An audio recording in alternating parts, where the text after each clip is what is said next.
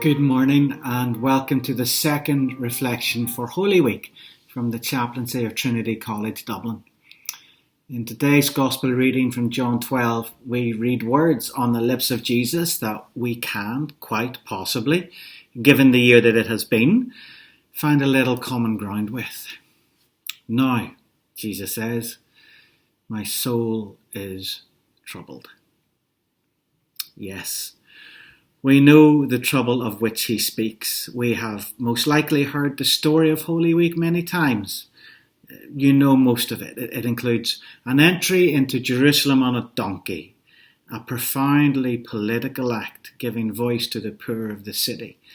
We have the clearing of the temple of money changers, those who would economically cheat the poor. Again, a political act advocating justice, fairness, liberty, hope. As the week goes on and the festival bubbles in Jerusalem, the words and actions of Jesus continue to smash up against a political, economic and religious way of being in the world that Jesus sees as being contrary to the desire of God. And so the shenanigans begin. Backroom deals of betrayal, money changing hands, conspiracies abounding, and on Friday, brutal murder on trumped up religious charges. So today it's no surprise we read Jesus saying, now, my soul is troubled. It is understandable. These are days where the actions and words of Jesus led to direct antagonism with the authorities who thought that they held the right to rule, whether that was by religious proclamation or by military might. And Jesus' message of liberty, of healing, of wholeness, of a kingdom beyond earthly rulers, a kingdom that produces love, joy, peace, patience, kindness, goodness, faithfulness, gentleness, self-control, that kingdom runs roughshod over any earthly liturgy or law claiming control. There is no control in Christ's kingdom, only love. He looks around Jerusalem and he knows the stakes for humanity in choosing liturgy and law over love. No wonder he utters, my soul is troubled. You probably know what it's like. You cannot have been on this planet for the last year and not experienced serious disruption, maybe depression, maybe death has surrounded you. Our lives have been hugely disrupted.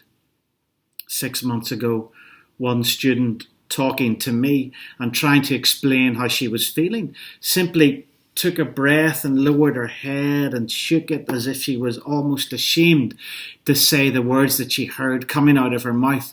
It's like, she said, my soul is sore. It is. This pandemic has brought some of our deepest questions to the surface of our lives. What's it all about? Who am I really? Who do I want to be? What do I really want to do with my life? My soul is troubled. This week is Christ's journey towards Friday, towards the cross. It is a way of questions and troubles and wondering if the systems that hold us will ever be smashed. Yes, I know Sunday is coming, but you can't get to Sunday without going through Friday.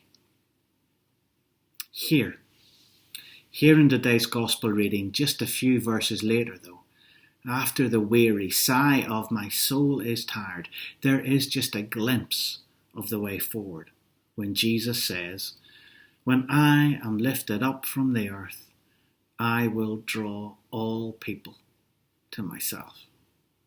When this is done, Jesus is saying, when the kingdom comes, when God's kingdom is fulfilled as love, when love as life is vindicated, when it is known that love is stronger than death, when that happens, Jesus points forward and says it will be for all people.